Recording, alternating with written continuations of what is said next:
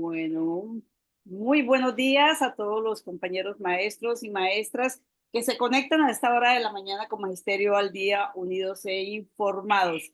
Hoy, sábado 18 de enero del año 2025, acabamos de terminar en el caso de Cundinamarca y de varios entes territoriales en la semana institucional, eh, la primera semana institucional. Así es que estamos eh, ya prácticamente poniendo al día todos los asuntos para recibir a nuestros estudiantes, a nuestros chicos y chicas en cada una de las instituciones educativas, procesos de matrícula, finiquitando los que estaban por ahí pendientes, papeles, evaluación institucional, plan de mejoramiento institucional, bueno, en fin, todo el trabajo que hay en las instituciones educativas. Y vale la pena hacer esta aclaración porque a veces los padres de familia le dicen a uno, ay, ¿cómo así que ya empezaron los profes, pero los niños que no han entrado? Entonces es importante que los padres de familia sepan que nosotros entramos antes, eh, como mínimo una semana antes, en este caso 2 semanas en la mayoría de los entes territoriales, precisamente a hacer toda la organización institucional.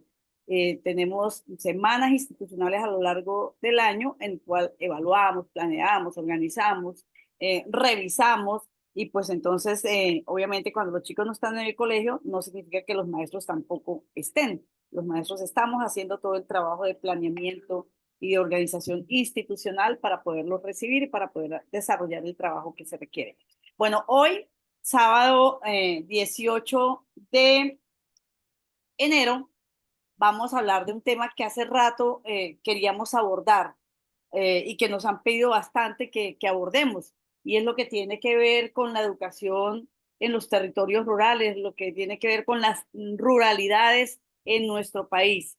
Y para ello hemos invitado a un directivo docente, el rector Carlos Didier Quintero, rector de la institución educativa Gazatavena en el municipio de Medina, uno de el municipio más amplio territorialmente del departamento de Cundinamarca, al oriente, cultura llanera, pero parte de Cundinamarca. Él va a estar aquí en representación, pues, de esta parte y en esta función que es directivo docente, ¿no?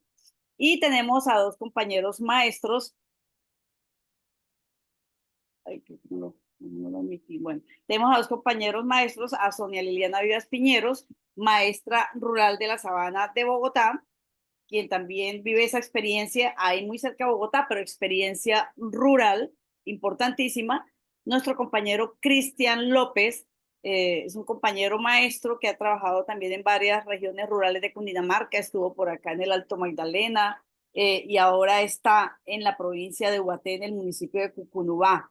Así es que tiene una mirada de lo que es lo que son las ruralidades, lo que es trabajar en el sector rural, las dificultades, también lo bonito de trabajar con las comunidades, de llegar a estar allá con ellos y compartir y desarrollar proyectos. Por supuesto está también nuestra compañera maestra Dori Capera.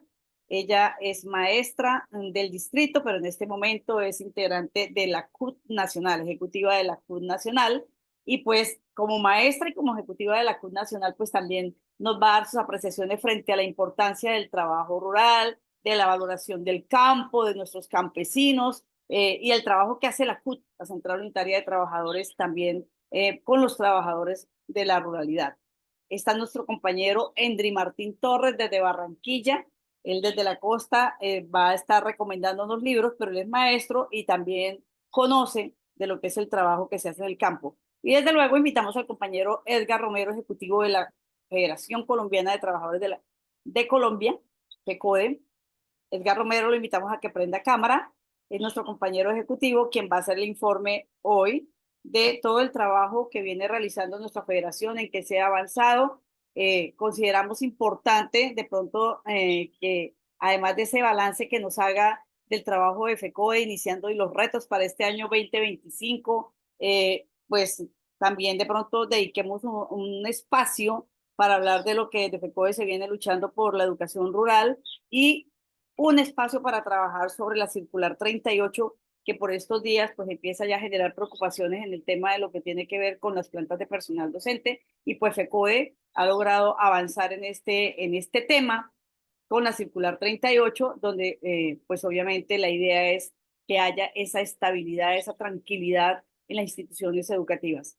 Pues con este preámbulo entonces le damos la bienvenida a cada uno de ustedes, agradeciéndoles que saquen tiempo para estar con nosotros, con Magisterio al Día, con los maestros de Cundinamarca y el país y de otros países también, porque ya saben que aquí siempre tenemos gente también de todos lados. Y vamos a darles a cada uno de ustedes el minuto del saludo para que entremos ya en materia. Entonces, iniciemos por nuestra compañera Sonia Liliana. María Cris, pues muy agradecida de nuevo de estar por aquí en este espacio, iniciando este nuevo año. Un saludo, por supuesto, a toda la comunidad educativa que hoy sábado muy temprano en la mañana se conecta y pues por supuesto a todas las personas que de una u otra manera están interesadas en este programa. Un saludo muy fraterno. Muchísimas gracias, Sonia. Le damos la palabra a nuestra compañera ejecutiva de la CUT, Dori Capera. Bueno, un fraternal saludo, compañeras y compañeros. Recordemos que siempre el Magisterio al Día nos tiene bien informados de lo que pasa a nivel nacional e internacional, pero también sobre qué sucede en los colegios y cuál es la política pública que tenemos que enfrentar los maestros y la comunidad educativa. Gracias, Cris, por estar en este sábado 18 aquí presente. Bueno, mi querida Dori, le damos la palabra entonces a nuestro compañero Cristian López desde Cucurubá. Bueno, pues muchísimas gracias por la invitación. Un saludo para todas y todos. Para mí es muy importante estar acá, para todas aquellas personas que están viendo el programa y que siguen a Magisterio al Día. Importante que estemos en estas discusiones que son súper pertinentes para el desarrollo de nuestra profesión y de nuestras comunidades. Muchísimas gracias por estar con nosotros. Rector Carlos Didier Quintero. El rector Carlos Didier Quintero, debo contarles que, bueno, también trabajó en la zona del Sumapaz, que hizo parte del CEID, de la Asociación de Trabajadores de la Educación de Cundinamarca. Nos acompañó una buena parte del trabajo y todo ese preámbulo de lo que fue la primera revista pedagógica de Cundinamarca. Carlos, bienvenido. Hola, Cris, ¿cómo estás? A los compañeros del panel, muchas gracias, muy agradecido por la invitación. Esperamos que el día de hoy podamos compartir algunas ideas, algunas reflexiones alrededor de la educación rural que creo que son muy pertinentes. Está de moda hablar de educación rural, de lo rural, del campesino, y creo que es pertinente el programa que estás planteando para tu desarrollo reflexivo pedagógico. Muchas gracias, Cris, y a los compañeros. Muchísimas gracias, Carlos. Endry Martín Torres, bienvenido como siempre. Gracias, María Cristina. Aquí encantado y feliz de ver a la profe Sonia Liliana, esa biblioteca tan bonita que se le ve allá, María Cristina. Tenemos que hablar ahí a ver qué tantos libros tiene. Y bueno, a propósito, Ajá. hoy sábado, hoy sábado, celebramos los 158 años del natalicio de Rubén Darío, autor del poema Canción de Otoño en Primavera y del libro Azul. Fui profe rural durante 4 años, entonces ahí contaré mi experiencia, todo lo bonito que se puede hacer con las comunidades. En Barranquilla hay una sola vereda, entonces les contaré. Barranquilla tiene una sola vereda, ¿En queda serio? muy cerquita aquí donde yo vivo. Sí, Barranquilla tiene una sola vereda, Barranquilla que se llama Las Nubes. Entonces, bienvenidos y bienvenidas. Ese es un dato interesante. Bueno, Edgar Romero, ¿dónde está Bueno, nuestro? un saludo especial en esta mañana sabatina a toda la amable audiencia, a mis compañeros del panel, desearles a todos un año prodigioso y un año laboral, profesional, de labor docente, que ojalá redunde en la transformación pedagógica, las transformaciones políticas, que es un reto en este país. Se debe reactivar con mucha fuerza e iniciativa en estos desafíos el movimiento pedagógico y que incida directamente en la transformación y la movilización educativa también de la ruralidad. También mis inicios desde el 90 hasta el 2003 en escuelas rurales en el departamento del Tolima y bueno, recordando esos hermosos tiempos y esas necesidades de las comunidades rurales. ¿Listos para aportar? Listo, pues les propongo, compañeros, que le demos la palabra en primera instancia, si está de acuerdo, a Edgar Romero para que haga ese informe de FECODE y luego nos quedamos nosotros hablando, si de pronto tiene algún otro compromiso, nos quedamos hablando de la ruralidad, pero le pedimos que la aborden su intervención. Bueno, agradezco esa posibilidad, decirle que terminamos un año en medio de todo positivo. Yo creo que las reivindicaciones y las conquistas logradas se resumen en unas gestas del magisterio colombiano en la conmemoración de los 65 años de FECODE, y creo que fue importante resumirlas, o es muy importante resumirlas de la siguiente manera. Logramos que esa enmienda de la ley estatutaria a final del debate, en el octavo debate en el Senado de la República no pasara. Significaba nada menos ni nada más que los recursos públicos de las instituciones públicas de este país se fueran directamente al sector privado. Yo creo que la movilización del magisterio colombiano logró ese propósito en una dinámica un tanto rara en un gobierno como el que tenemos, pero en un despiste de las bancadas afines que en una confusión le estaban dando el aval a una enmienda privatizadora. En segundo lugar, logramos que se lleve al rango constitucional la financiación de la educación pública, la modificación del SGP en los artículos 356 y 357 de la Constitución Política. Y eso es muy importante porque es elevar a rango constitucional los 3 grados de preescolar, que en alguna parte de ellas van a estar también ubicados en algunas regiones del sector rural en Colombia, que creo que es supremamente importante decirlo así, y que en la canasta educativa que viene en la modificación de la ley, la distribución del criterio rural y urbano tiene que modificarse. Las relaciones técnicas que están contempladas en el decreto 3020 también, que hace parte de ese capítulo de las competencias, tendrán que modificarse, y ahí juega un papel importante que pecó dentro de la canasta educativa. Ese criterio rural es una de las brechas que hay que cerrar. Está planteado así, FECODE lo planteó, que la ruralidad es una de las brechas desiguales en este país. Las provincias, en los criterios económicos, políticos, culturales, de asuntos administrativos, así lo establecen. Por eso FECODE empieza a plantear no solamente canastas educativas fuertes en el sector rural, sino también unas relaciones técnicas que puedan impactar la relación, el parámetro del tamaño de clase también para las condiciones de la ruralidad. En este caso, para decir que esa modificación del SDP y esa ley tendrá que tener en cuenta ese componente. Hoy tenemos un anillo desigual en Colombia, lo que se considera como el triángulo de oro extendido, que significa una desigualdad en este país. Bogotá, Antioquia, Medellín, Barranquilla, Cali, Valle, registran un Producto Interno Bruto por encima del 74%, del 83%, mientras que regiones como Vaupés, Bichada, Guainía, que son más de provincias más rurales, solamente registran el 0,3 del Producto Interno Bruto. Guajira, Casanare, Meta y Cesar es 4,4. Es para que miremos lo que vayan en disputa en este año de la ley que va a reglamentar el Sistema General de Participaciones, pero digamos que se logró elevar a rango constitucional la fórmula de crecimiento, que tendrá que llegar en 13 años al 46,5, porque hoy la tenemos solamente en el 23%. Logramos que también ascendieran 80.000 maestros. Yo creo que eso mejorará la vida de 80.000 familias, y continuamos en ese proceso a pesar de la dificultad presupuestal que había, a pesar de la dificultad de estar en un congelamiento durante 4 años.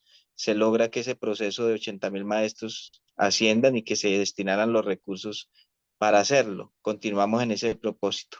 Se logra también que haya una bonificación pedagógica en un decreto en 3 años. Vamos a pasar, ya el 24% se dio el año pasado, 29 este año y 35 en el 2026, que creo que en lo sucesivo se convierte prácticamente en una media prima más del magisterio colombiano. Eh, en materia jurídica, creo que también hay un importante avance. Nosotros modificamos, digamos, a un acuerdo de modificación del 1850. Yo creo que en un mes aproximadamente, por los trámites que existen en gobiernos de izquierda o de derecha, porque la gente dice, siendo un gobierno amigo, ¿por qué no tenemos ya las cosas de una vez? Porque hay unos problemas administrativos, jurídicos, constitucionales, funcionarios y funcionarios de vieja data que en esos departamentos cumplen con el positivismo de las leyes y las normas y no dejan que eso transcurra y fluya mejor. Pero digamos que va a ser realidad jurídica una jornada escolar donde las 6 horas son de permanencia, el descanso pedagógico incluido en él, autonomía de los maestros, de los directivos docentes, de los docentes orientadores, de todas las categorías de docentes y todas las situaciones administrativas, que creo que va a mejorar mucho el clima institucional.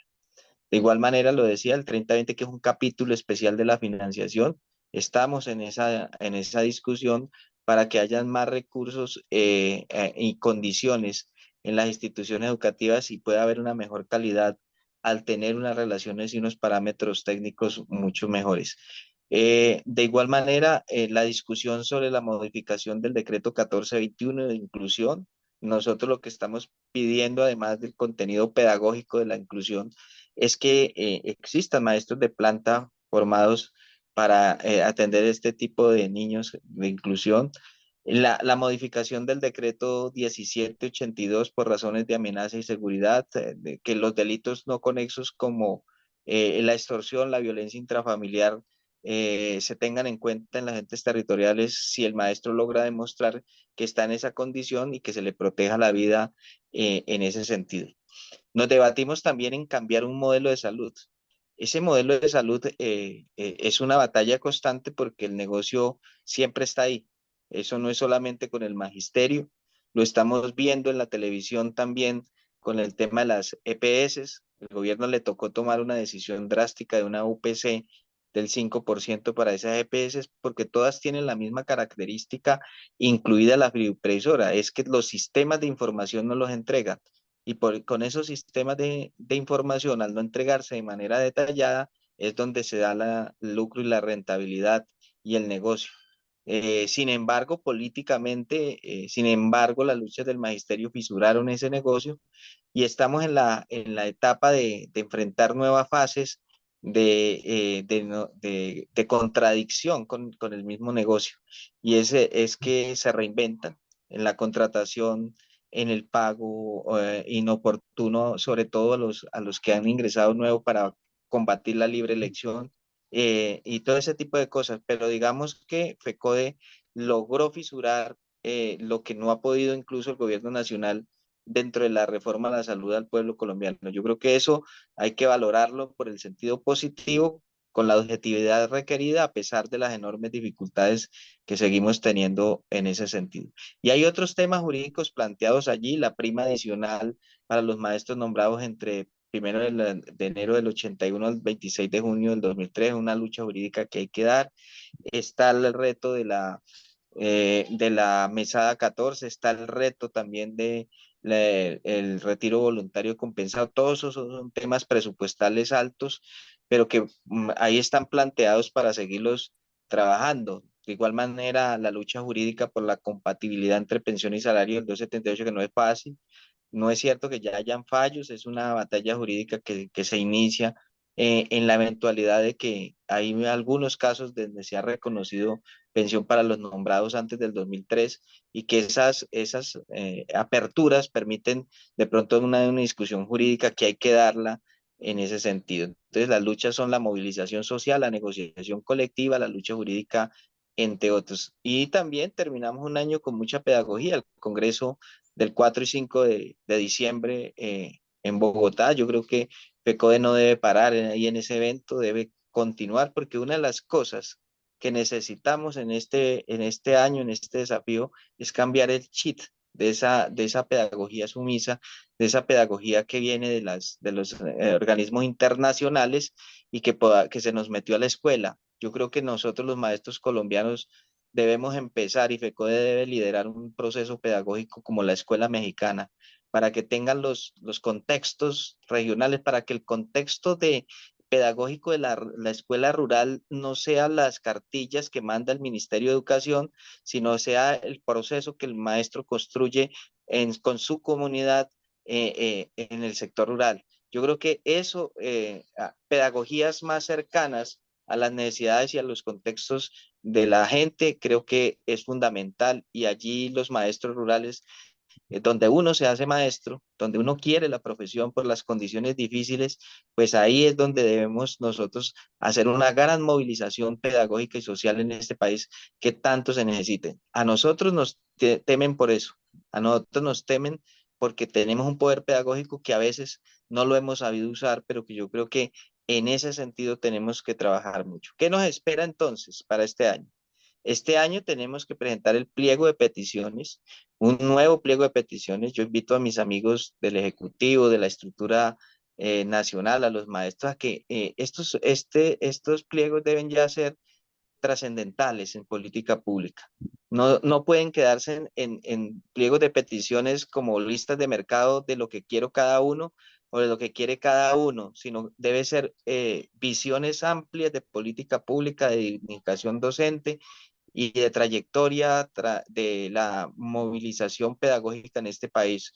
Yo creo que son menos puntos y más fuertes y con más visión. Creo que debe presentarse un pliego así y movilizarnos por eso.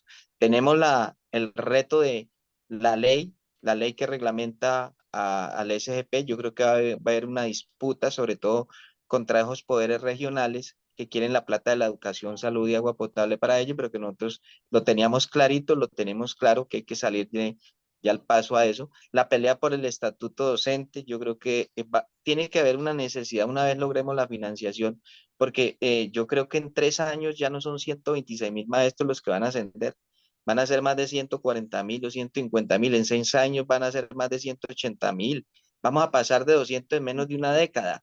Y eso significa que no va a haber plata que aguante y vamos a asistir a congelamientos y todo ese tipo de cosas. Yo creo que el gobierno nacional y FECODE debemos ponernos de acuerdo en que debe haber un estatuto en Colombia distinto que supere todo eso, además de mejorar la profesión y la vocación de ser docente en Colombia. Y estabilizar el modelo de salud que implique la seguridad y salud en el trabajo. Y finalmente, el mensaje, Cristina, para los maestros de Colombia. Podemos tener la condición política, ideológica que usted quiera. Eso hace parte de la democracia de este país. Pero no podemos perder la condición de ser maestro en Colombia, de ser de la clase social, de la clase popular. Nosotros no venimos de clases elitistas, nosotros no venimos de los ricos de este país. Por tal razón, la invitación es que hay que continuar en la transformación política de este país. Hay que apostar en seguir transitando el cambio, en seguir transitando la esperanza y no volver a la incertidumbre, no volver a esos tiempos aciagos con una política de élites tradicionales que sumieron al país en la miseria, en la pobreza, en la discriminación y en la desigualdad. Así que a tomar buenas decisiones, a tomar decisiones democráticas que completen la tarea. No bastó con tener un gobierno afín, que ha hecho todo lo posible para tratar de buscar nuevas políticas y no lo han dejado. Se necesita también el poder en el Congreso.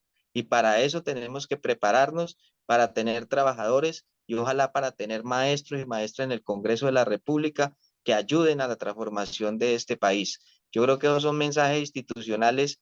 Me estoy tomando mucho tiempo, pero como tú decías, hay que hacer el balance y creo que fue un balance positivo, pero hay que continuar la tarea. Tenemos problemas, sí, pero ahí está la grandeza de FECODE y ahí está la grandeza de nuestras luchas.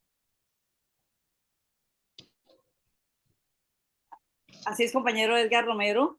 Hay un balance, digamos que positivo, pero con muchas expectativas y con muchísimo compromiso por parte del magisterio colombiano en mantener la unidad, la movilización para poder que estos proyectos y todas estas propuestas realmente se materialicen, porque sabemos que si bien es cierto somos gobierno, no somos poder y la resistencia y los ataques son permanentes contra la educación y contra los derechos fundamentales del pueblo colombiano.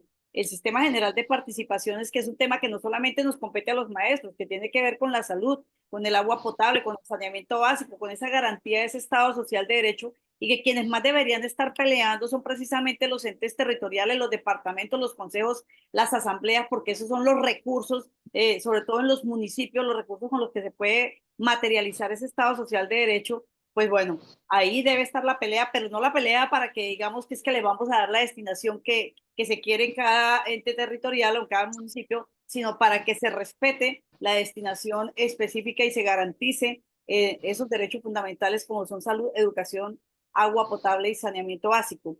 Una preguntita así para responder, yo sé que no con un número exacto, pero ¿cuántos días? Hay mucha preocupación porque el 1850, que muchos años nos tocó esperar para que se mirara lo del tema de la jornada laboral, que no es lo mismo que la jornada escolar, ¿cierto? Pero frente a la jornada laboral ya está, ya se llegó a unos acuerdos, todas las discusiones y sabemos que el documento está para firmas, que está en el proceso, pero pues como estamos iniciando labores hay como mucha preocupación frente a este tema. Sí, no, yo creo que los trámites que están esperando es la firma en el Departamento de Función Pública. ¿Por qué la función pública? Porque tiene que cerciorarse que eso no tiene un costo presupuestal para el gobierno, que es un decreto netamente de jornada escolar y laboral. Por eso nosotros no podíamos enredar otros temas de planta de personal aquí, porque primero es competencia del 30-20 y segundo porque se truncaba todo el proceso. Entonces eso está para firma de Departamento de Función Pública y después a la Departamento Jurídico de Presidencia. Yo creo que si hemos esperado 23 años, pues yo creo que PECODE va a entrar a exigir o está ya que eso se haga lo más pronto posible y que ojalá tengamos pronto ese decreto y una vez entre en rigor, yo creo que no va a ser tampoco una transición difícil de que sobre el inicio del año escolar vaya a causar mucho traumatismo. Es más el espíritu de la imposición por un espíritu voluntario lo que cambiamos. Esa palabra mínimo se volvió un acto de imposición.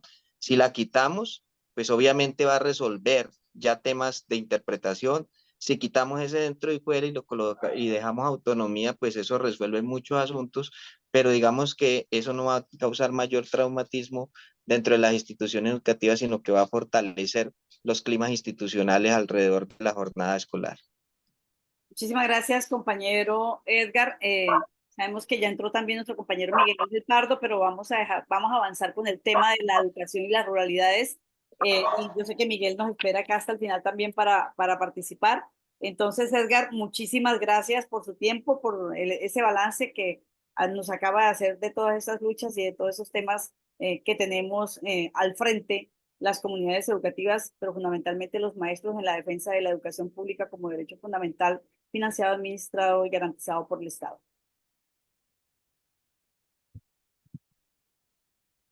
Edgar, tienes el micrófono apagado. A ti por la dedicación, por la invitación. Saludo a Miguel y a los compañeros de PANE que tengan un día exitoso y que puedan aportar para el conocimiento de este importante tema. Gracias, muy amables. Bueno, Edgar, muchas gracias. Bueno, entonces le damos la palabra a nuestros compañeros maestros, directivos, docentes, a nuestra compañera ejecutiva de la CUT. Yo sé que aquí en este tema Miguel también va a participar. Y bueno, vamos a hablar entonces precisamente de esa educación en las ruralidades. Y partimos de decir las ruralidades porque no es una sola ruralidad, sino que hay una diversidad en un país de regiones como es el nuestro. Cada región, cada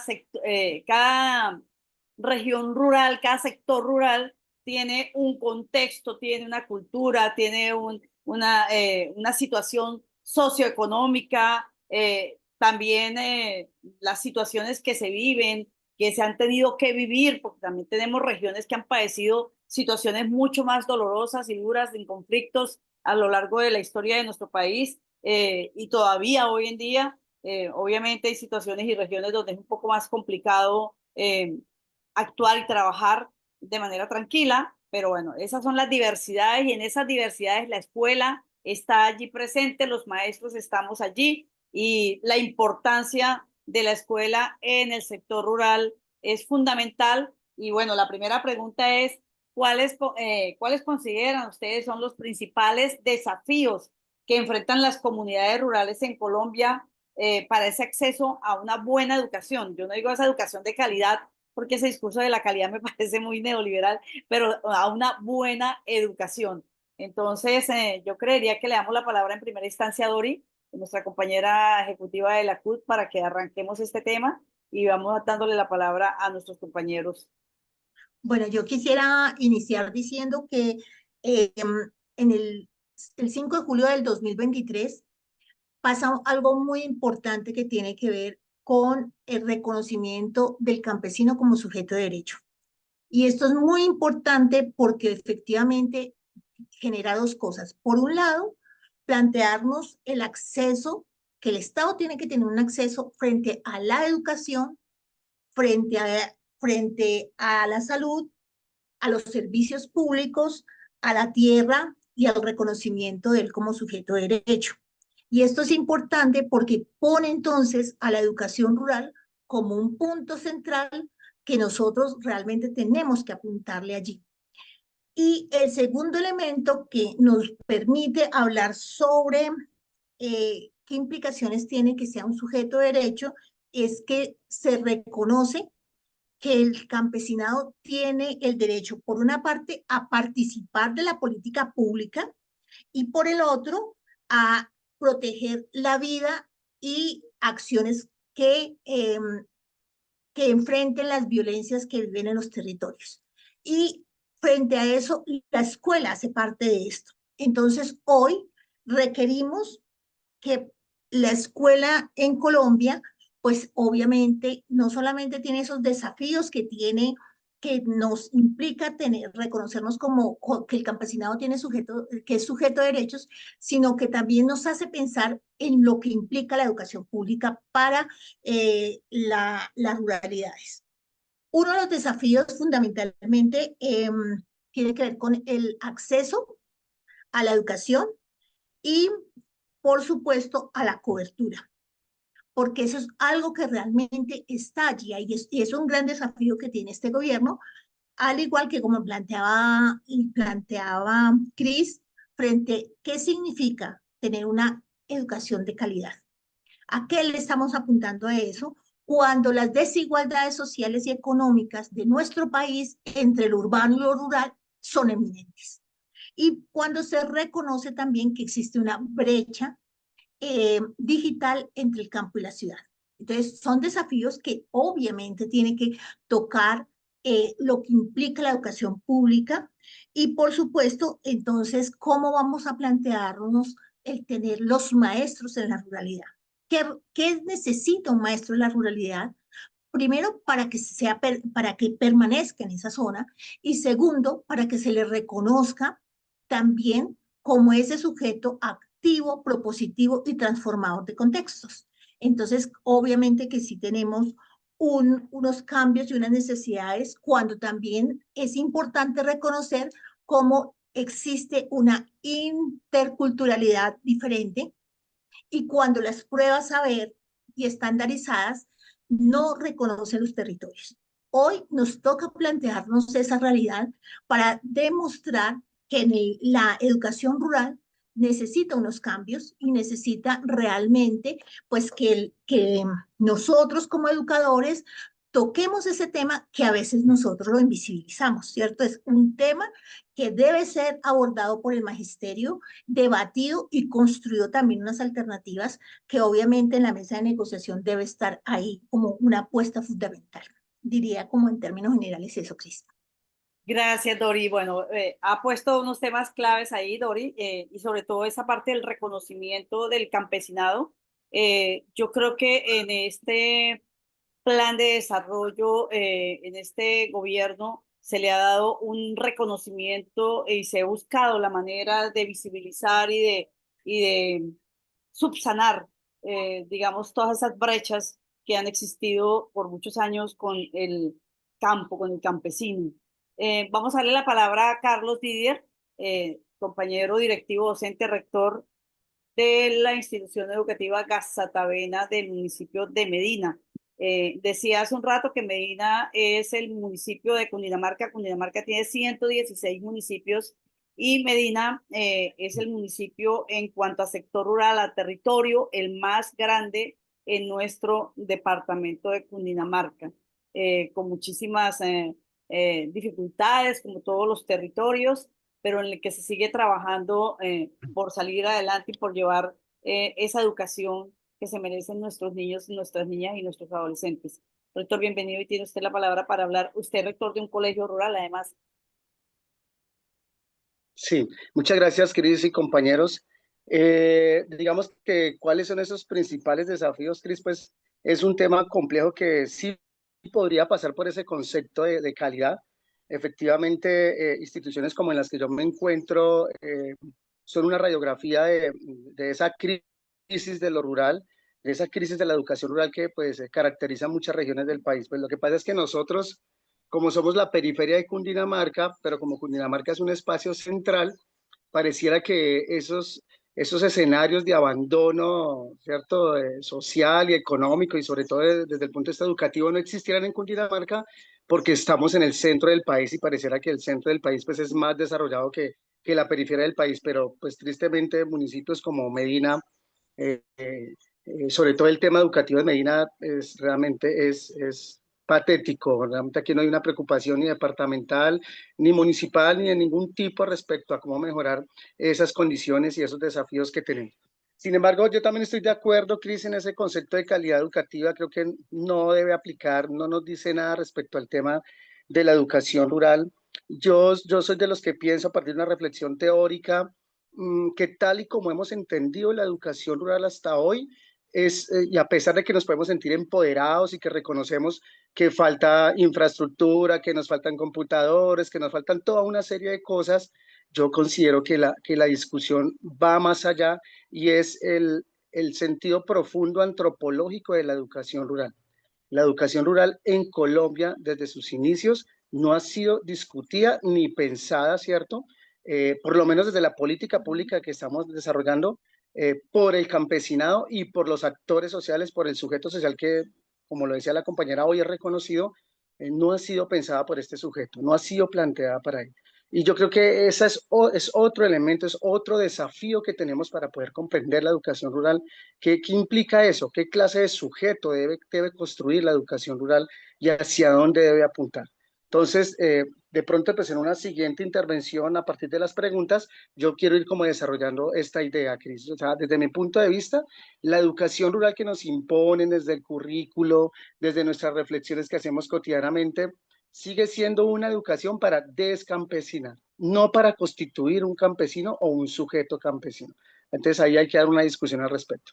Es el problema de los currículos homogéneos, ¿no? Desde el Ministerio de Educación Nacional se trazan unos estándares, unas competencias y es para todo el país, olvidando precisamente esa diversidad y esos territorios que no son solamente un espacio geográfico, como lo dice Fassborda, sino que contienen unas dinámicas poblacionales, económicas, culturales y políticas. Entonces, esa parte implica, por supuesto, esa revisión y ese debate pedagógico en las instituciones educativas y en las regiones. Pero bueno, escuchemos a Sonia Liliana Vivas, nuestra compañera también del sector rural en la Sabana de Bogotá.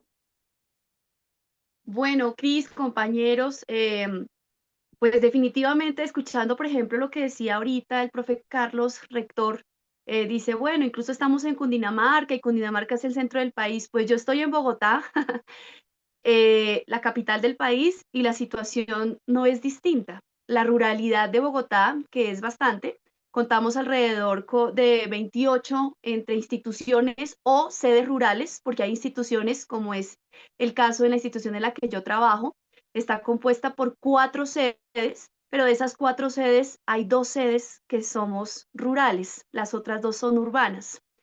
Y ni siquiera en ese contexto tan cercano a todo ese mundo de, digamos, de la educación urbana, ni siquiera nos escapamos a la cantidad de dificultades y de falencias. Y por supuesto, en esta primera pregunta, pues podemos plantear muchísimos desafíos.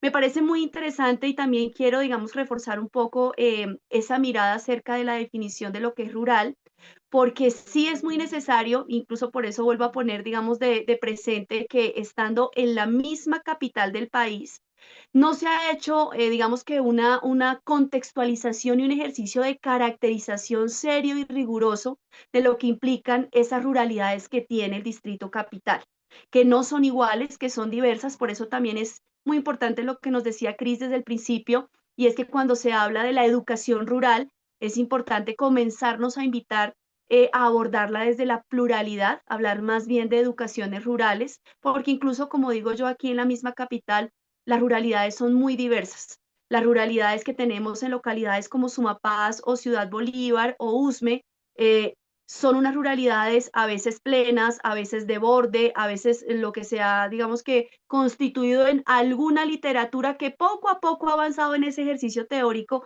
que también expresaba el profe Carlos, que está muy incipiente, en lo cual estoy de acuerdo, para calificarse como neoruralidades, por ejemplo. Eh, Justamente acá esas ruralidades son muy distintas a las que tiene una localidad como en la que yo estoy, que es la localidad de Usaquén, y asimismo podríamos identificar, como digo yo, al mismo interior del Distrito Capital, la cantidad de diversidad que hay allí.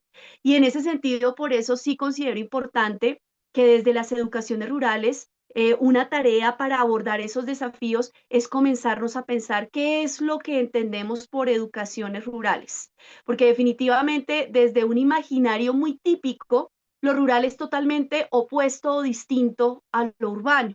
Y me parece muy preocupante porque es donde se comienza a perder de vista la garantía del derecho a la educación en condiciones absolutamente dignas.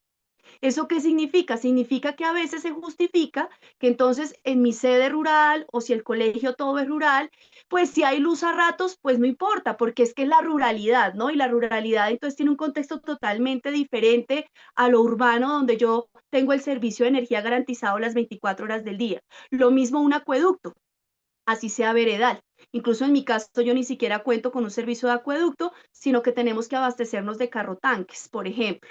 Entonces, allí también comienzan esos imaginarios de que a veces se tiende a justificar que al estar en esos espacios rurales, no, digamos que se naturalice el hecho de no contar con una educación en condiciones dignas. Esa misma discusión también tiene que darse, por ejemplo, en términos de la conectividad. No puede justificarse en un país como el nuestro, de que como estamos apartados y en esas zonas geográficamente de difícil acceso, eso justifica que entonces no podamos contar con una tecnología de calidad de la cual obviamente como ciudadanos que son nuestros estudiantes, los padres, las madres de familia, no puedan contar, digamos, con un pleno acceso a ese derecho de la educación en condiciones dignas. Entonces, en ese orden de ideas, yo también arrancaría diciendo que de ese principal desafío se pueden desprender muchos otros. Dori, por ejemplo, también ya mencionaba algunos en términos de la cobertura, en términos incluso de la misma infraestructura.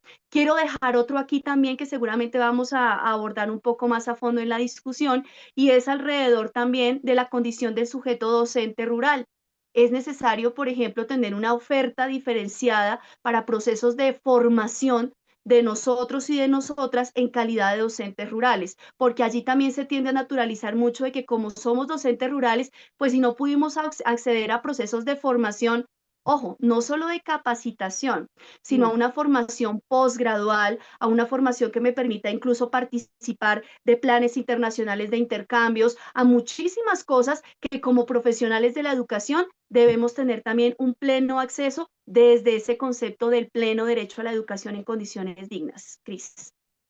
Excelente. Ahí se podría pensar, por ejemplo, de cómo esos estímulos para los maestros que trabajan en el sector rural. Finalmente, cuando uno va y mira, en el sector rural, la mayoría de los maestros son normalistas superiores, son los que más llegan inicialmente al sector rural. Realmente, ¿por qué? Precisamente por lo mismo, ¿no? Porque pues están empezando, pero cuando la gente quiere cualificarse académicamente, entonces ya piensa en cómo me traslado, porque cómo hago para poder digamos, cualificarme académicamente, porque es natural quererse cualificar, porque se requiere, si es que estamos hablando de ofrecer una mejor educación, pero allá, sin tecnología, sin comunicaciones, como debe ser, y fuera de eso, sin ningún estímulo adicional en algunas zonas que, como por eso estamos hablando de las diversas ruralidades, son tan diversas y tan complejas que algunos inclusive pueden volver a sus casas si están en el interior del país por ahí cada 6 meses porque tienen que viajar, hacer largos recorridos y no es fácil salir de sus zonas de trabajo. Entonces, esas son las particularidades y los desafíos, de uno de los tantos desafíos que enfrenta precisamente la escuela y sus diversas ruralidades. Vamos a darle la palabra a nuestro compañero Cristian López. Bien, pues yo quisiera plantear que la educación rural implica que nosotros hagamos una reflexión que primero debe pasar por entender cuáles son las condiciones y los factores históricos, sociales, políticos y culturales que atraviesan los territorios en donde se da esta educación. Nosotros no podemos hablar de educación rural sin entender primero y hacer una lectura previa de cuáles son las características. Ustedes ya lo mencionaban y las personas que lo han manifestado hasta ahora hablan de esa pluralidad, ¿no? De esa diversidad, de cómo los territorios y pues las ruralidades son completamente heterogéneas. Entonces nosotros podemos ver cómo la educación rural tiene que empezar a pensarse y los que estamos en esto también contribuir a pensar en cómo estamos generando también unas condiciones epistemológicas propias de la educación rural. Es decir, nosotros tenemos que contribuir con una lectura, no solamente desde lo que hay afuera y desde cómo se está pensando el Ministerio de Educación o la política pública desde los agentes externos, sino también empezar a hacer una lectura que permita que los que estamos dentro, las comunidades educativas, los padres, los estudiantes, también.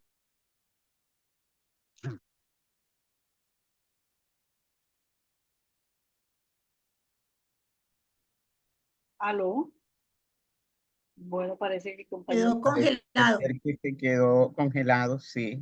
La Se le fue el audio. conectividad desde la ruralidad, ahí está. Ahí está la Ese evidencia.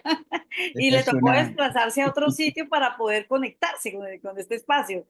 Entonces, bueno, esa es, digamos, uno de los desafíos de los que estamos hablando. Y precisamente la segunda pregunta que tenemos planteada tiene que ver con lo que le acaba de suceder al compañero y es, ¿qué papel juegan las tecnologías, la informática y las comunicaciones en la educación rural?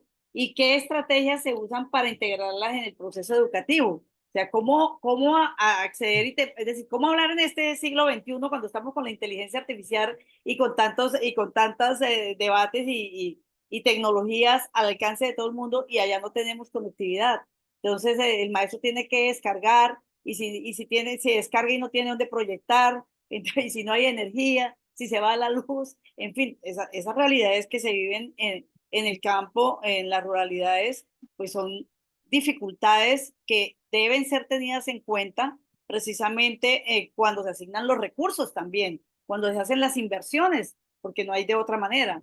Endri está pidiendo la palabra, por supuesto que te la vamos a dar porque además tienes experiencia también en el sector rural. sí, sí, gracias, sí, esa parte de la tecnología. Yo, por ejemplo, cuando llegué a Cundinamarca, fui porque había un programa que se llamaba Computadores para Educar y que uno llegaba a las zonas rurales y recuerdo muy bien que me enviaron a una zona pues donde no había energía y era la dificultad y me pedían que enviara por internet, pero tampoco. Eso fue en Gachalá, allá la bonita tierra de Gachalá. El Guavio. El Guavio, sí, la zona del Guavio. Entonces, esas experiencias que sé que son de muchos profesores. Lo mismo cuando pasé el concurso, pues pedí una zona rural, eh, como por decir, bueno, allá tengo la oportunidad de poder trabajar muchas actividades y se me dificultaba por todo lo que ustedes han contado. Fue en Vergara, Este es de la eh, región de Gualibá. Gualibá, en Vergara, en una vereda que se llama Guacamayas.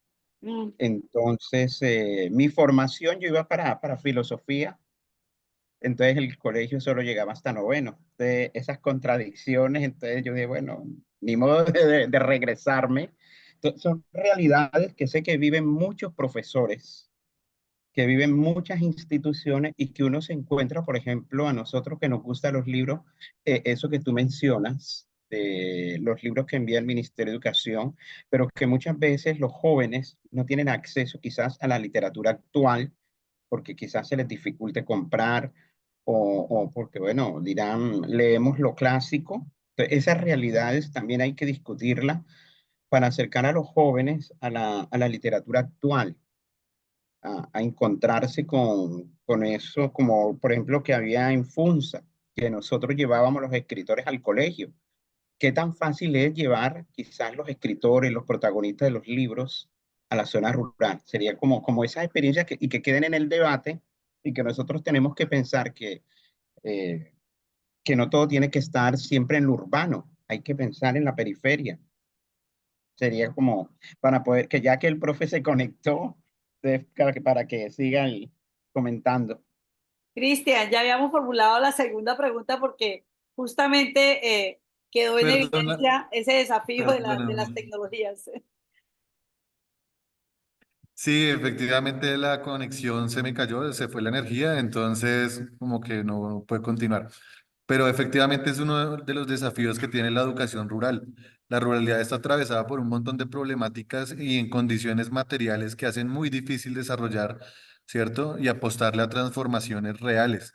Entonces, aún así, sé que los maestros que trabajamos y que estamos en este proceso de lo rural, pues todo el tiempo tenemos que desarrollar unas capacidades de innovación, de liderazgo, ¿cierto? De transformación propia en términos de lo pedagógico, lo metodológico, lo didáctico y echar mano de todos los recursos que tengamos para realizar pues esas transformaciones, porque de lo contrario pues vamos a seguir reproduciendo pues estas cosas que hacen que la educación rural sea vista como algo que definitivamente pues nunca va a salir de ahí.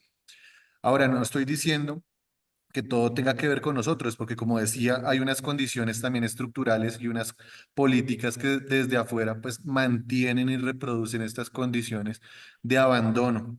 Y quisiera pues tocar uno de esos desafíos que a mí me parece importante y es el tema de que lo rural o las ruralidades tienen que empezar a generarse o tienen que empezar a generar unas condiciones para quienes estamos aquí podamos reconocernos como sujetos de transformación y no solamente el campesinado que sé que es importante, sino generar como un diálogo intercultural, porque lo rural y las ruralidades están atravesadas por un sinnúmero de condiciones, de posiciones, ¿cierto? De sujetos con unos pensamientos, con unas condiciones étnicas, culturales totalmente diferentes. Y entonces aquí hay una gran diversidad, un gran acervo de cosas que tienen que empezar a revisarse para pues, realizar esas transformaciones que plantean los desafíos que también están atravesando la educación rural.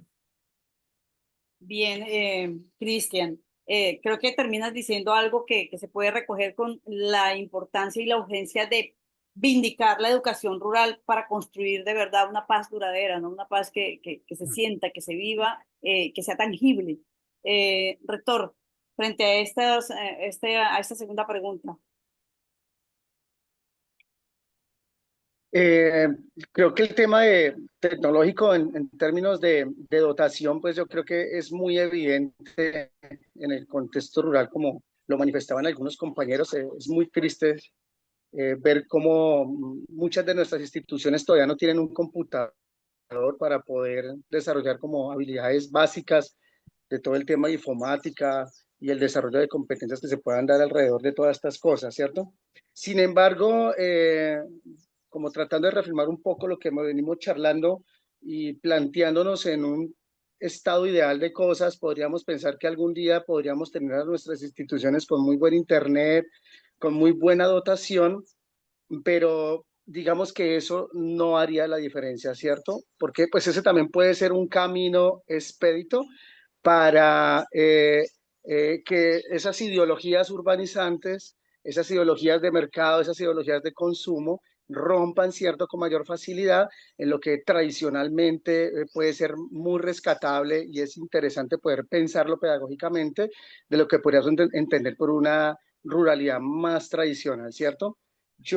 Nosotros aquí como que intentamos reflexionar mm, qué es lo valioso que tiene esa ruralidad tradicional, que obviamente hay muchas cosas por cambiar, ¿cierto?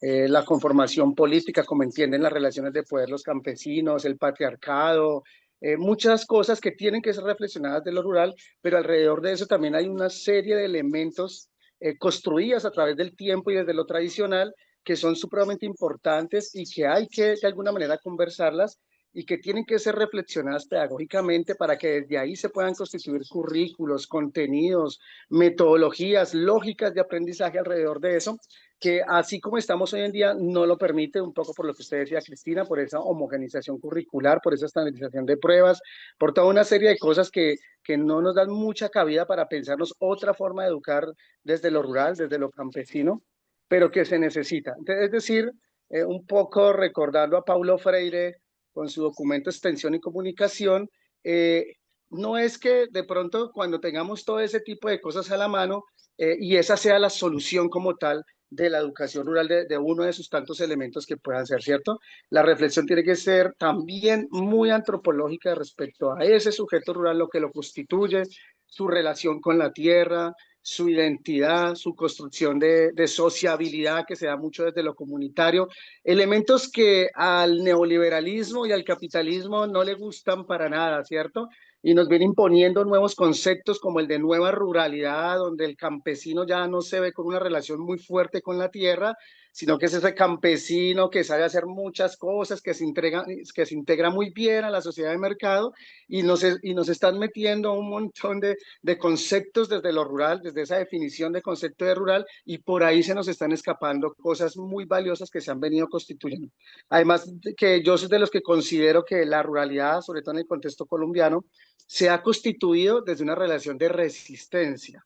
Y esa relación de resistencia, porque siempre ha sido excluida, ha generado cosas al interior de lo social y de lo comunitario, que están ahí puestas, que funcionan sobre todo en la medida en que sea más profunda esa ruralidad, están ahí. Como nosotros, por ejemplo, en Medina podemos observar y identificar muchas de ellas.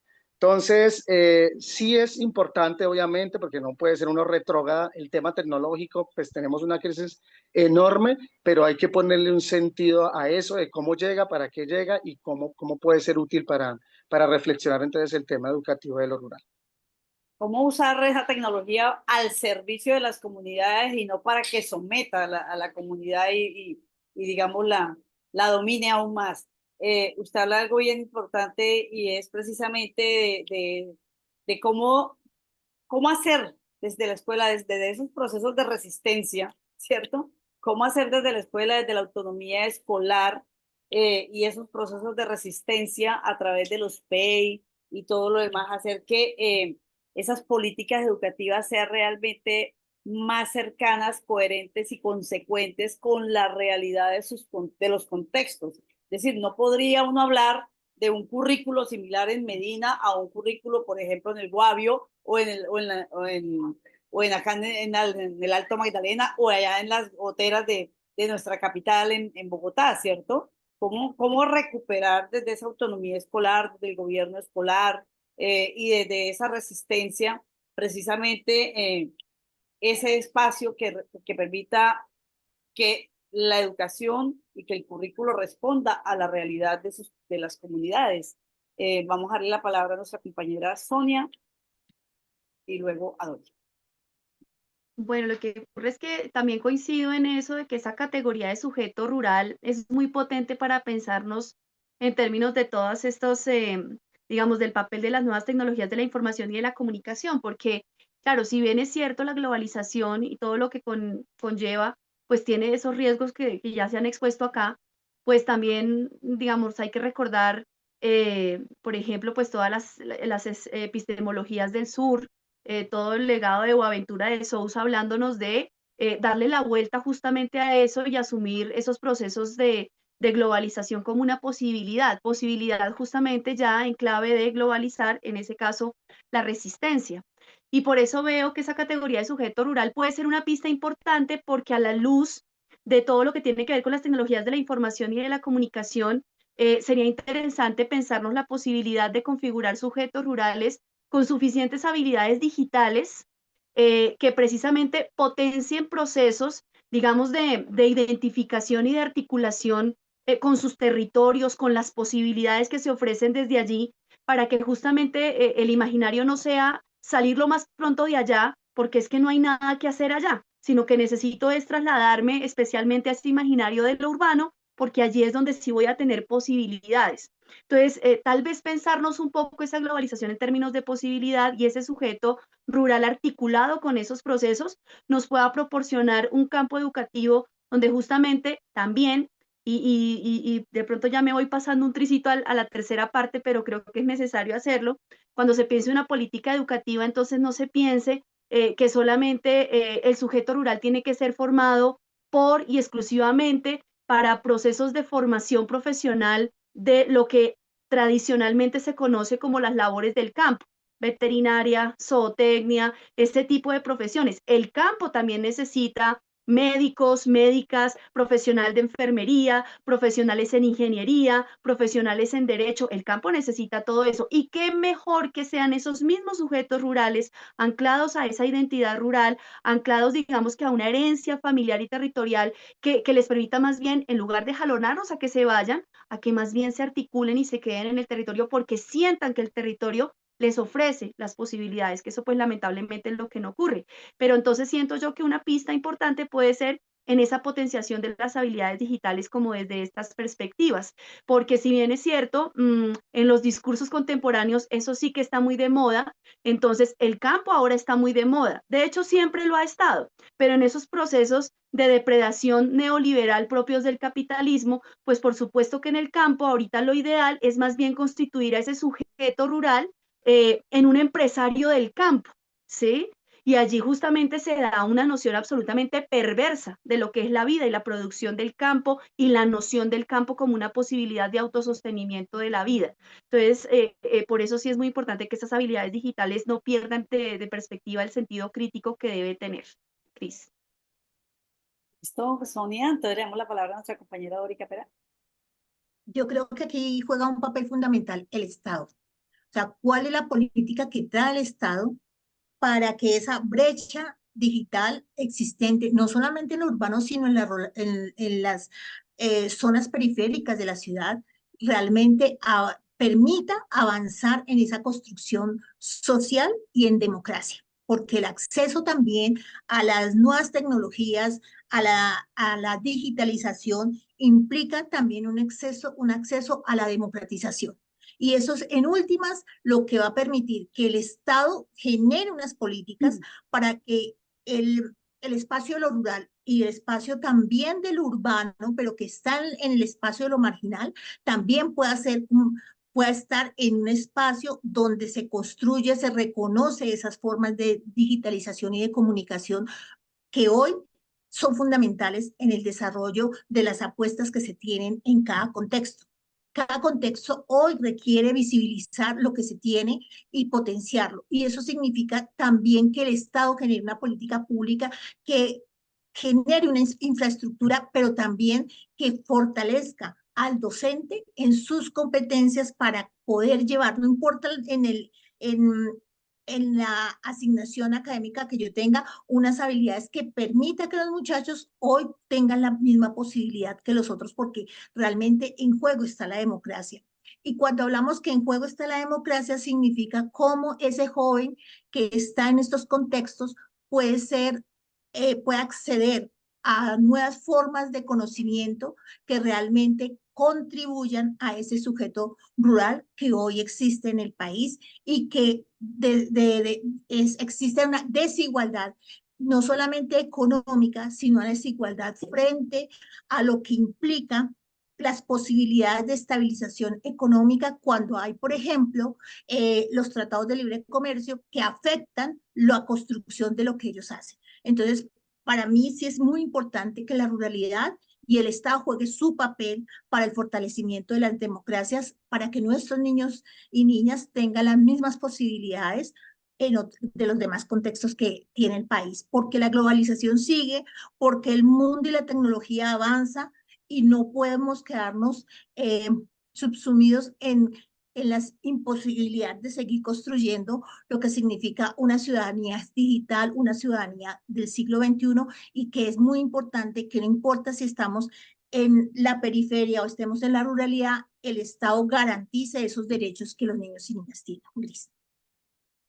Efectivamente, en la medida en que el Estado le garantice todos esos derechos a las comunidades rurales, al campesino, a la campesina, obviamente él no va a tener que querer irse, migrar de su región, sino que allí lo puede tener todo, que esté la universidad, porque a veces el muchacho cuando quiere, se va a la ciudad a estudiar y ya después no se va a quedar en el campo, ya después es un chico que se pierde para el campo y que se va a la ciudad. Entonces, ¿pero por qué? Porque tuvo que emigrar. Se pierde esa conexión con su región, con su punto de origen. Entonces, el Estado sí tiene que garantizar y uno va y mira, y las escuelas rurales, salvo muy contadas excepciones, pues son las que más dificultades tienen con infraestructura, con conectividad, con tecnología. No hay un videobit, no hay un televisor bueno. Está con maestros, Cris. Los maestros, empezando por ahí, los maestros no llegan, muchos compañeros son provisionales porque nadie se quiere quedar de pronto allá. Bueno, en fin, las dificultades son innumerables. Yo pienso aquí, compañeros, que podríamos cerrar precisamente con la recomendación, con una reflexión frente a cómo hacemos, cómo generamos desde los maestros y desde las comunidades educativas, desde el espacio del gobierno escolar, que por cierto en estos días también empieza nuevamente a trabajarse porque hay que conformar los consejos de padres, los consejos estudiantiles, las campañas de elecciones, pero que se pase de ese ejercicio meramente de campaña y de verdad podamos hacer que las comunidades se involucren, participen y que de esa resistencia de la que hablamos podamos hacer que esa política educativa sea realmente cercana, que la gente se sienta partícipe y sienta que es desde ellos y para ellos en cada una de las ruralidades, en cada una de las regiones, en cada una de las escuelas rurales, sedes rurales que hay en nuestro país. Iniciemos por Cristian. Micrófono, Cristian. Ok, pues a mí me parece importante. ¿Ahí me están escuchando? Ok. Sí. Para mí es importante que los gobiernos escolares, cierto que como tú dices, en estos momentos empiezan a trabajar, pues se den cuenta, como les decía también al principio, que son una herramienta muy importante, que en sí mismos representan una oportunidad y una posibilidad para las transformaciones, no solamente de la escuela, sino también de la comunidad educativa en la que se encuentran inscritos. En ese sentido, me parece importante retomar todo esto que hemos venido hablando acerca de las tecnologías de la información y la comunicación y todos los desafíos que se presentan en la ruralidad. El gobierno escolar debe tomar estas herramientas, ¿cierto? Para generar procesos de diálogo, para generar procesos de interacción, para generar procesos en los cuales se pongan en discusión las problemáticas que hay en las diferentes zonas de la ruralidad. Por ejemplo, acá en Cucunubá, muchas de las escuelas están en zonas rurales de difícil acceso, donde es difícil poner en discusión algunas problemáticas o también algunas posibilidades que se encuentran. Entonces, esa desconexión también genera pues una problemática muy grande, porque al final, si bien pertenecemos a una misma institución y tenemos problemas más o menos comunes, pues no tenemos la capacidad para empezar a generar un proceso de reivindicación conjunto. Entonces, la resistencia de las que ustedes estaban hablando también tiene que empezar porque los gobiernos escolares pasen, uno, por un autorreconocimiento y dos, por la capacidad de entender que tienen en sus manos la transformación, repito, de las condiciones en las que se encuentran a través de distintas formas de lucha. Entonces, aquí me parece importante, pues, dejar como eso ahí en el debate, ¿no? Que los gobiernos escolares tienen que dejar de ser como ese escenario donde solamente se hace una campaña, una elección y se queda ahí, sino que tienen que empezar a funcionar de una forma más orgánica, más genuina, en el cual hay una participación amplia, democrática, pero que eso no se represente solamente en votar y ya, sino empezar a tomar decisiones frente a cuáles son las problemáticas y también cuáles son las cosas que nosotros tenemos que hacer, son las acciones que tenemos que emprender para poder generar los cambios que se necesitan. De lo contrario, pues va a pasar, que creo que es lo que pasa en la mayor parte de las ruralidades y en general, y es que los gobiernos escolares terminan siendo pues un instrumento también reaccionario, porque son cooptados incluso por algunas formas de poder, ¿no? Ya sean institucionales locales o de otras formas, y terminan desdibujando pues lo que está en la base de la democratización y lo que se plantean los objetivos de la educación, ¿no? Entonces, aquí hay un proceso que me parece importante y es ese, como revisar los gobiernos escolares, darles herramientas, darles dientes y tomar esas tecnologías de la información y la comunicación para potenciar, para conectar y para generar procesos de resistencia más amplios y más profundos.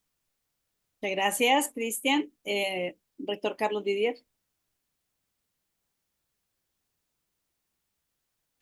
Bueno, tratando como de retomar el tema de la última pregunta, Cris y compañeros, yo considero que el tema de las políticas educativas, digamos que históricamente siempre ha tenido unas preocupaciones en primera instancia como pues de cobertura, digamos ahora mucho más marcado el tema del derecho a la educación, el tema de la calidad educativa, pero digamos que la política pública gira mucho en torno a este tipo de cosas, pero desde ahí también va homogenizando, ¿cierto? Desde ahí la política pública también va planteando qué tipo de sujeto quiere, qué tipo de sujeto es el que quiere instaurar desde todos estos instrumentos para lo rural y para la ruralidad como tal, ¿cierto?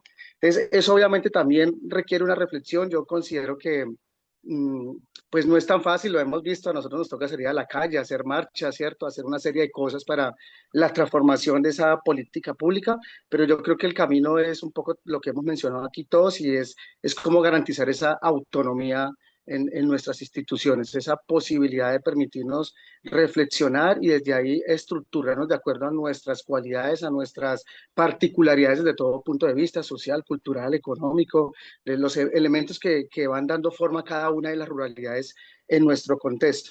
Tenemos ejemplos, yo, digamos, reconozco, le llamo a esos ejemplos ruralidades críticas, como lo que pasa con el movimiento Sin Tierra, por ejemplo, cómo ellos han ganado una autonomía respecto a la política del Estado, ¿cierto?, para poder desarrollar procesos más autónomos de educación, procesos de educación que se mueven desde el mismo ejercicio de resistencia. Es la resistencia lo que constituye todo el proceso educativo, donde se vincula no solo la escuela, sino la comunidad, sino también el mitin, la marcha, el trabajo comunal, es toda una serie de cosas que va conjugando lo educativo y lo social como una sola cosa, no como a veces nos pasa en nuestras instituciones, que pareciera que fuera como una reproducción de la realidad, ¿cierto? Como intentando jugar a la realidad en las instituciones, desde el curso sobre todo, pero la realidad fuera, marchando pues como si nada, ¿cierto? Y superándonos del esfuerzo que podamos hacer al interior de nuestras instituciones. Entonces, hay unos ejemplos que podemos mirar, podemos tomar como punto de vista, pero digamos que para mí lo fundamental es esa pelea por la autonomía, que se puedan permitir ese tipo de ejercicios para constituir una ruralidad más crítica como yo la he planteado. Sí, claro, el gobierno escolar es fundamental en eso, pero también hay que reflexionarlo, ¿por qué no funcionan? Yo soy rector y los rectores somos expertos en acabar con la autonomía del gobierno escolar. Eso uno escucha a los colegas pues por muchas cosas que se suelen hacer para ir constriñendo esa autonomía que se puede dar en un consejo directivo, en unos espacios, pero también obviamente los docentes también tienen que asumir una responsabilidad enorme al respecto. No se pueden perder esos espacios, no se puede perder la posibilidad del debate, de la crítica, de oposición que se dan en un consejo directivo, en un consejo académico, en un consejo de padres, en un consejo estudiantil. Esos espacios no tienen que volverse tan mecánicos en nuestras instituciones, tienen que ser empoderadas, tenemos que apropiarnos de ellas, pero hay muchas contradicciones ahí que tenemos que reflexionar al lado de eso. Entonces, hay que reflexionar qué es el consejo directivo, cómo funciona, por qué se propicia tanto que el rector pueda tomar tan fácilmente control de eso. ¿Será que se requiere otra forma de organizar esa organización institucional, desde lo que se llama un consejo directivo, por ejemplo, pues que es la máxima instancia? ¿Cuál podría reemplazarla para que garantice muchas más cosas en el manejo y en la práctica de una democracia más amplia, más participativa en nuestras instituciones? Bueno, es eso. Gracias, rector. Bueno, ahí se ha planteado, puesto el dedo en la llaga con el tema del gobierno escolar y efectivamente se requiere formación política, convicción, compromiso y que hayan debates, porque sí, la gente a veces siente miedo y cuando uno va a escuchar a los padres de familia de los estudiantes dice, pero ¿para qué? Si siempre al final de cuentas quien decide es el rector. Entonces, y si no es así, entonces nos niegan un permiso, bueno, en fin, pasan Por cositas. favor, no dejen que mis colegas vean este programa, por favor. ¿Sí? Al contrario, que lo vean, que lo vean. Bueno, Henry pidió la palabra, le voy a dar la palabra y luego continúa la compañera Sonia. Frente a este punto, Sí, Henry. sí, hay un libro que hoy, pues bueno, tengo en la lista de recomendación a propósito del tema que estamos abordando y es la lección de August. Y después de haberlo revisado, me hago la siguiente pregunta. No sé si de pronto el rector Carlos puede comentarnos cómo se aborda la situación de los jóvenes con dificultad de aprendizaje en las zonas rurales. Esos Incluso. jóvenes que llegan con distintas situaciones, cómo se aborda, cómo se trabaja. Ese otro tema para el debate ahí de las ruralidades, que No, tiene que ver sí, con la pues, inclusión, ¿no? compañero, realmente no, es muy crítico. Realmente lo que el maestro puede hacer, usted sabe que la Secretaría pone unos topes para que nos pueda enviar un profesional del tema. Son topes de 15, 20, 25 estudiantes. Nuestra mayor dificultad es el diagnóstico. Nuestros padres de familia no tienen la cultura del diagnóstico, no hay programas amplios, no hay instituciones donde uno pueda acudir y decir, venga, diagnostíqueme, hágame el ejercicio. Es tremendamente difícil y por ahí empieza todo. Entonces, no, es un abandono total, es una perversidad completa, la verdad, no podría expresarlo de otra manera, es muy triste, la verdad. Es cierto, el diagnóstico es clave ahí. Compañera Sonia. Bueno, retornando, digamos, a la pregunta, pues lamentablemente es obvio que el gobierno escolar en todas sus instancias, pues se ha instrumentalizado bastante. Pero yo sí creo que la invitación sería como a retomar la pista inicial que nos deja el espíritu de la ley 115, que en últimas fue pues la que nos permitió crear esos espacios. Y es que la esencia del gobierno escolar es, digamos que, garantizar ese principio de la autonomía institucional, pues para poder generar precisamente estrategias que tengan, digamos, como sustento las necesidades, los intereses, las expectativas de nuestras comunidades educativas. Lamentablemente, por eso digo que se ha instrumentalizado mucho y se ha caído en los vicios de la conformación de la política tradicional, no de lo político, pues porque evidentemente también otra de las invitaciones sería justamente a que nosotros y nosotras como docentes pues no perdamos el horizonte político de nuestra práctica pedagógica y desde ese punto de vista precisamente nos devolvamos y dejemos de repetir esas prácticas de la política tradicional en donde o Politiquería. no participamos porque, ajá, o no participamos porque nos da pereza, o como lo decían ustedes, o porque da miedo. Yo tengo muchas cosas que hacer, o sea, siempre esos espacios lamentablemente han caído en una despolitización muy compleja. Entonces, también la invitación estaría allí. La pista es que si el sujeto maestro, ese sujeto maestra, se está reconociendo como tal en esa práctica pedagógica que es política, pues evidentemente tiene no solo que mostrar, digamos que su participación, sino también ciertos niveles de liderazgo en esos espacios. Ahí también hay una clave para que no le demos más ideas al profe Carlos como rector y toda la cosa, sino que uno trate de como de proyectar otro tipo de perspectivas allí. Así es. No le demos más ideas porque, Dios mío. A ver, Dori. Eh, pues yo creo que el Estado saca unas políticas públicas que efectivamente transversa la escuela. Y lo clave aquí, a mi modo de ver, es cómo se pasan políticas públicas a la realidad del contexto en que vivimos. Porque si no, pues simplemente pasan por un lado y no nos tocan, no transforman. En esa medida, el papel creo que es fundamental de ese sujeto que decía Sonia, y es el sujeto político del maestro. Nosotros no somos neutrales. Nuestra acción cotidiana es una acción política. Como enfrentamos el mundo es una acción política. Y por lo tanto, adaptar la política pública frente a nuestra realidad debe ser un compromiso del maestro que cree y construye las transformaciones sociales. Y por eso, no solamente se requiere la adaptación y que nos vinculemos nosotros y nos reconozcamos como ese sujeto político, sino también el papel que juega el gobierno escolar, como decían los compañeros. Eso es importante, porque sin eso, pues obviamente la vida de la democracia de la escuela es muy difícil. Pero hay un elemento también que es muy importante que creo que nosotros no podemos olvidar frente a esta pregunta que nos hace Cris, y es la importancia de la memoria. Solamente reconociendo lo que somos y lo que hemos logrado en los territorios, potenciamos lo que somos. Sin eso no es difícil, porque siempre, si no tenemos esa capacidad de reconocer la memoria como esa acción colectiva que transforma, lidera y avanza en lo que se requiere para mejorar la calidad de vida de quienes estamos allí, entonces simplemente pasamos a ser los maestros un instrumento y instrumentalizados por parte de una política pública que no necesariamente responde a las necesidades del contexto ni a las necesidades que requiere la sociedad. Entonces, para mí es muy, muy importante eso, o sea, nosotros tenemos que reconocernos como ese sujeto político transformador, que tenemos incidencia en un territorio y que queremos construir la democracia que este país requiere. Así es, compañera.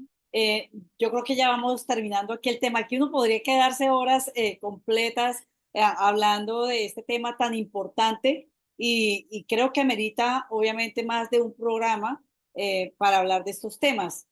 Pero fundamentalmente la invitación también que dejo yo es para que donde existen sedes rurales se abran esos espacios de debate pedagógico. Es que mire que es que uno llega a las semanas institucionales y ya hay unas agendas planteadas, es una crítica constructiva, con cariño, con respeto, pero hay unas agendas planteadas donde se dice qué es lo que hay que hacer y hay que hacer, llenemos formatos y hagamos aquí, cumplamos allá y suba al drive y monte aquí y corrija acá, pero no hay el espacio para el debate.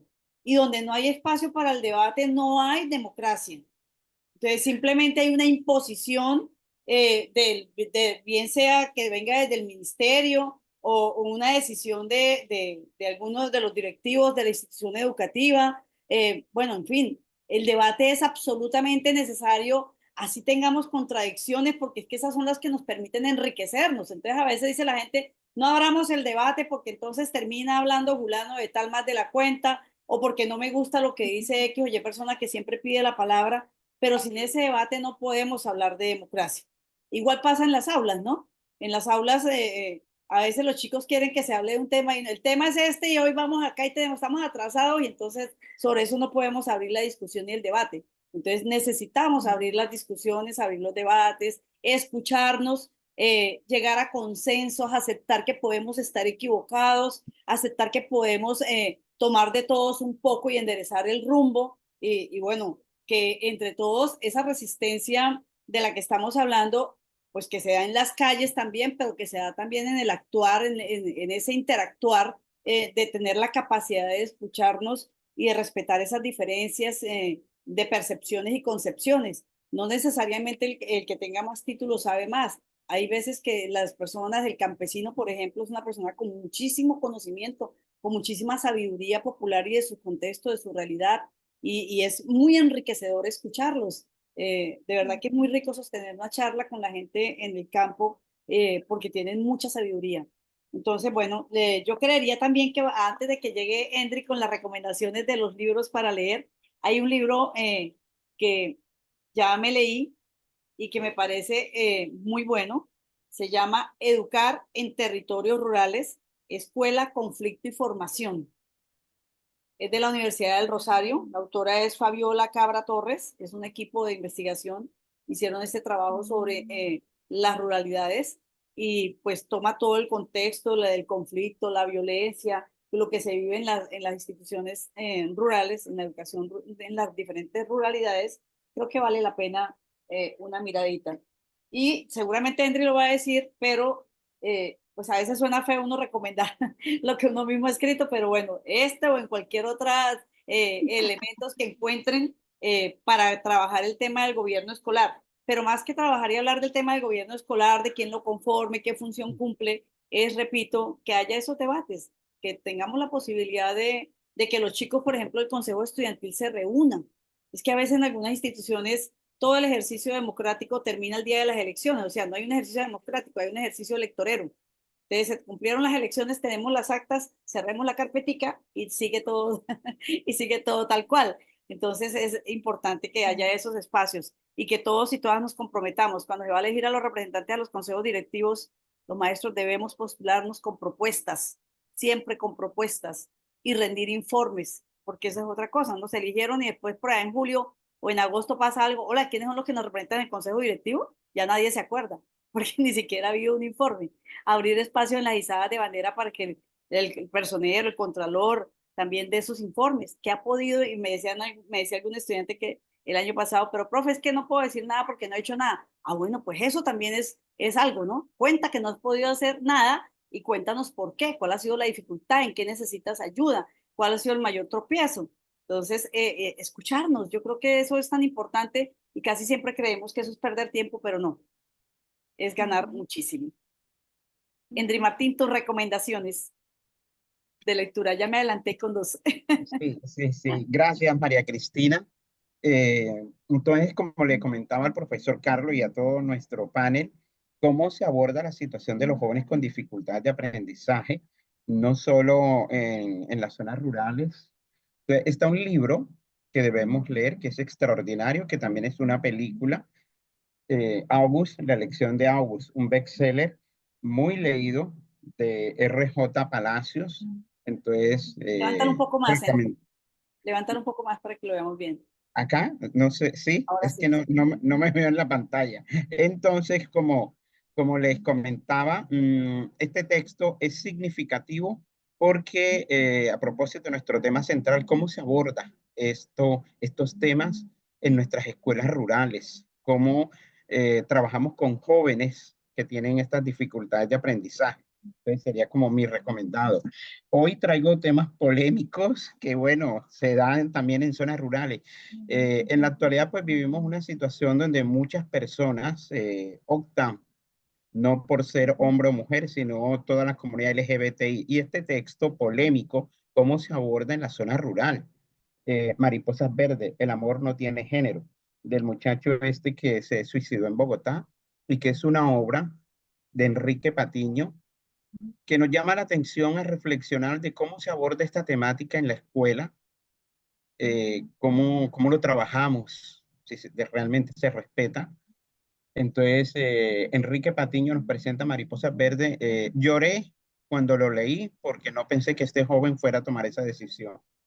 Pero bueno, son realidades que uno no puede transformar. Otra, a propósito de la planeación y de todo lo que estamos haciendo en la semana institucional, ideas para formar lectores.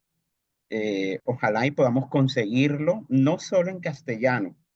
Siempre he polemizado que los profes de castellano no son los que impulsan la lectura. Todos, absolutamente todo, desde el área de educación física también se puede y cuento una experiencia en un minutico. A mí no me gusta educación física porque yo estudié aquí en la costa y mi educación física me correspondía a pleno mediodía. Yo le decía a mi profesor, mire, yo voy a estudiar filosofía y literatura. ¿Por qué no me manda para la biblioteca y yo le cuento lo que leo? Pero yo lo hacía, bueno, por mi pasión y para evitarme estar debajo del sol, ¿no? Entonces, eso es lo que yo hacía. Y el profe, bueno, de buena gente me decía, bueno, sí, vete para allá. Y hoy somos amigos y le agradezco. Yo siempre que lo veo lo abrazo. Entonces, ideas para formar lectores. Claro, yo le digo, profe, mire, usted me hizo un mal y fue que por no hacer educación física, yo no crecí tanto. Pero bueno. Yo no llegué a ser tan grande, ¿sí ves? Bueno, pero cuestiones que uno le va contando a los profes. Otro, estoy apasionado con Han Kang. Ella tiene un libro que se llama Blanco. Sucede que en la cultura oriental el color blanco es de luto, distinto a nosotros el negro. Y ella va reflexionando en este libro cómo, no sé si se alcanza a mirar, eh, cómo el color blanco, Creo que todo lo lo que estamos, ¿esa significa. es la carátula? Porque creo que lo están Sí, mostrando la sí, contraportada. sí. Entonces, blanco. Y para terminar, aquí en Barranquilla estábamos acostumbrados que la brisa llegaba en diciembre, pero ahora es en enero. Les cuento, no hemos prendido los ventiladores ni los aires acondicionados. Dejamos las ventanas abiertas porque la brisa está súper fuerte. Entonces tenemos noches muy bonitas, llegamos incluso a tener hasta 22 grados de temperatura en la noche. Entonces, acá este libro, para comprender, en diciembre llegan las brisas, acá sería en enero, ¿no? En este tiempo, Marvel Moreno. Serían como mis recomendados y bueno, tenemos que hacer un segundo programa porque la temática está excelente para seguir discutiendo y mirar qué podemos hacer aquellos profes que están en la zona rural, qué pueden hacer, cómo pueden aportar, cómo incentivar la lectura, cómo trabajar proyectos, el gobierno escolar y cómo prepararlos para ser ciudadanos ya no solo de sus regiones, sino ciudadanos universales. Serían como mis recomendados. Muchísimas gracias, Endri Martín. Bueno, un minuto cada uno de los compañeros para que nos despidamos. ¿Alguna frase, una palabra para nuestros compañeros en las diferentes ruralidades? Iniciamos por el compañero rector Carlos Didier. Bueno, para rematar, yo podría decir que no se hace o no se es educación rural porque en el título del colegio diga institución rural. No se hace, no es educación rural porque tengamos un proyecto productivo en el colegio. No, no se hace, no es educación rural porque tenemos estudiantes del campo en el colegio. Se es educación rural cuando construimos subjetividad para la ruralidad. Muy bien, muchísimas gracias, rector. Compañero Cristian.